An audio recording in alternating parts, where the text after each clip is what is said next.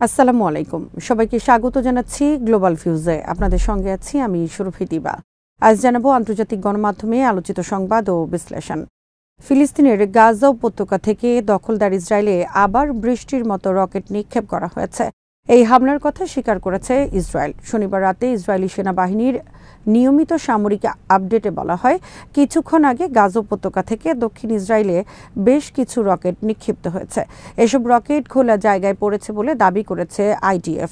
গাজা থেকে রকেট ছোড়ার কারণে সীমান্তবর্তী অবৈধ ইহুদি বসতিতে বিপদ সংকেত বাজানো হয় বলে জানিয়েছে আল জাজিরা। দখলদার সেনাবাহিনীর মতে নিরিম ও আইন হাসলোসার বসতিগুলোর কাছে রকেটগুলো আঘাত হানে। হামলায় হতাহত কিংবা ক্ষয়ক্ষতির বিষয়ে কিছু বলেনি ইসরায়েল। যুক্তরাষ্ট্রের দেয়া সর্বশেষ যুদ্ধবিরতি প্রস্তাবের আনুষ্ঠানিক প্রতিক্রিয়া জানিয়েছে ফিলিস্তিন প্রতিরোধ আন্দোলন হামাস। সংগঠনটি বলেছে, মার্কিন প্রস্তাব অনুযায়ী তারা 10 জন জীবিত বন্দী এবং 18 বন্দীর লাশ ইসরায়েলের কাছে হস্তান্তর করতে রাজি আছে। তবে যুক্তরাষ্ট্রকে গাজায় স্থায়ী যুদ্ধবিরতি, উপত্যকা থেকে সব ইসরায়েলি সেনা প্রত্যাহার এবং সহায়তার অবাধ প্রবাহের গ্যারান্টি দিতে হবে। বিবিসি বলেছে, হামাস এমনভাবে প্রতিক্রিয়া দিয়েছে যাতে মার্কিন প্রস্তাব গ্রহণ করা হয়েছে নাকি প্রত্যাখ্যান করা হয়েছে তার কোনোটি স্পষ্ট নয়, কারণ যে শর্তের ভিত্তিতে হামাস প্রতিক্রিয়া দিয়েছে সেগুলো আলোচিত মার্কিন প্রস্তাবে নেই। শনিবার হামাসের বিবৃতিতে বলা হয়, মার্কিন প্রেসিডেন্ট ডোনাল্ড ট্রাম্পের মধ্যপ্রাচ্য বিষয়ক দূত স্টিভ উইটকফের প্রস্তাবের বিষয়ে তারা মধ্যস্থতাকারীদের কাছে প্রতিক্রিয়া জানিয়েছেন। উইটকফের প্রস্তাবের সঙ্গে মিল রেখেই এই সিদ্ধান্তে এসেছেন বলে জানান তারা। বিবৃতিতে বলা হয়, এই প্রস্তাবের লক্ষ্যে একটি স্থায়ী যুদ্ধবিরতি, গাজা থেকে সব ইসরায়েলি সেনা প্রত্যাহার এবং আমাদের জনগণের জন্য মানবিক সহায়তার অবাধ প্রবাহ নিশ্চিত করা। হামাস জানায়, জাতীয় পর্যায়ে আলোচনা সম্পন্ন করার পরই আমরা এই সিদ্ধান্তে এসেছে। সংশ্লিষ্ট এক ফিলিস্তিনি কর্মকর্তা রয়টার্সকে জানান, হামাস প্রস্তাবে কিছু সংশোধনীর কথা বলেছে, তারপরও সামগ্রিকভাবে তাদের প্রতিক্রিয়া ইতিবাচক। ইসরায়েলি প্রধানমন্ত্রী বেনিয়ামিন নেতানিয়াহুর দফতর হামাসের প্রতিক্রিয়ার বিষয়ে তাৎক্ষণিকভাবে কোনো মন্তব্য করেনি। হামাসের সিনিয়র কর্মকর্তা বাসেম নাইম বলেছেন, প্রস্তাবিত মার্কিন চুক্তিতে যুদ্ধবন্ধের কোনো নিশ্চয়তা নেই। শনিবার আল জাজিরাকে দেয়া এক সাক্ষাৎকারে তিনি বলেন, হামাস স্টিভ উইটকফের সর্বশেষ প্রস্তাবের সঙ্গে সমন্বয় করে ইতিবাচক প্রতিক্রিয়া জানিয়েছে। তিনি বলেন, তারা উইটকফের প্রস্তাব প্রত্যাখ্যান করেনি, বরং ইসরায়েলের প্রতিক্রিয়া প্রস্তাবিত চুক্তির সঙ্গে সঙ্গতিপূর্ণ নয়। তিনি যুক্তরাষ্ট্রের দূতের বিরুদ্ধে সম্পূর্ণ পক্ষপাতদুষ্ট আচরণের অভিযোগও তোলেন। রয়টার্সকে এক ফিলিস্তিনি কর্মকর্তা জানান, হামাস যে পরিবর্তন চাচ্ছে তার মধ্যে রয়েছে 60 দিনের যুদ্ধবিরতির মধ্যে 3 ধাপে বন্দি বিনিময় সম্পন্ন করা এবং ত্রাণ বিতরণ গাজার আরও এলাকায় বিস্তৃত করা। এছাড়াও হামাস একটি স্থায়ী যুদ্ধবিরতিতে যাওয়ার নিশ্চয়তা চায়। খবরে বলা হয়, গত মার্চে যুদ্ধবিরতি ভেঙে যাওয়ার পর থেকে হামাস ও ইসরায়েলের মধ্যে বেশ কয়েকবার আলোচনা হলেও গভীর মতপার্থক্যের কারণে কোনো সমাধান আসেনি। ইসরায়েল বলছে, যুদ্ধ থামাতে হলে হামাসকে সম্পূর্ণ নিরস্ত্র হতে হবে, ভেঙে ফেলতে হবে তাদের সামরিক ও প্রশাসনিক কাঠামো। অন্যদিকে হামাস বলেছে, তারা অস্ত্র সমর্পণ করবেন না, বরং ইসরায়েলকে গাজা থেকে সেনা সরাতে হবে এবং যুদ্ধ বন্ধের প্রতিশ্রুতি দিতে হবে। হামাসের প্রতিক্রিয়াকে অগ্রহণযোগ্য বলে মন্তব্য করেছেন মার্কিন দূত স্টিভ উইটকফ। সামাজিক মাধ্যমে এক পোস্টে তিনি বলেন, সবসময়ের মতো যুদ্ধ বন্ধ এবং পূর্ণাঙ্গ সেনা প্রত্যাহারের দাবি উত্থাপন করেছে হামাস।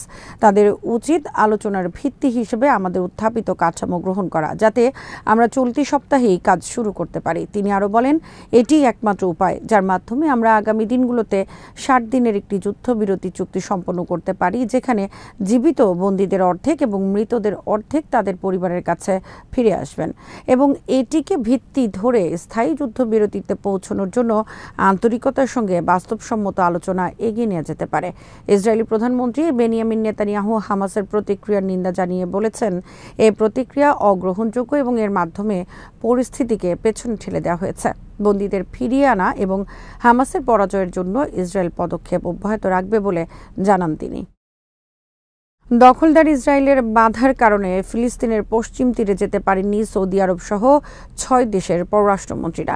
রোববার পশ্চিম তীরের রামাল্লায় ফিলিস্তিনি প্রেসিডেন্ট মাহমুদ আব্বাসের সঙ্গে সৌদি আরব, সংযুক্ত আরব আমিরাত, কাতার, তুরস্ক, মিশর ও জর্ডানের মন্ত্রীদের বৈঠকের কথা ছিল।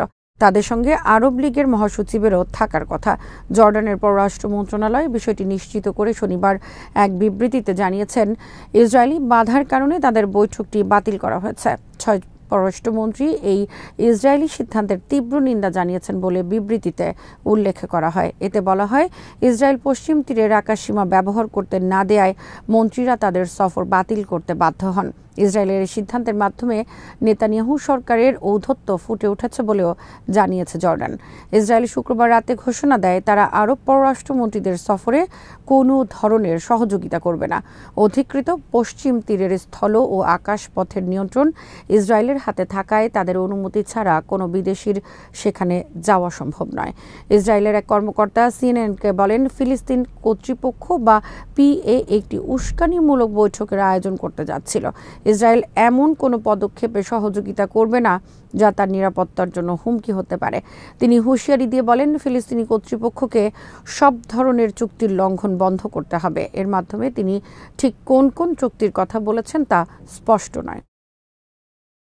গাজায় ইসরায়েলি সামরিক বাহিনীর অভিযানে হামাসের হাতে থাকা বন্দীদের মধ্যে ২০ জন নিহত হয়েছেন। এছাড়া কমপক্ষে ৫৪ জন ইসরায়েলি বন্দীর জীবনকে বিপন্ন করে তুলেছে ১.৫ বছরেরও বেশি সময় ধরে চলমান দখলদার বাহিনীর অভিযান।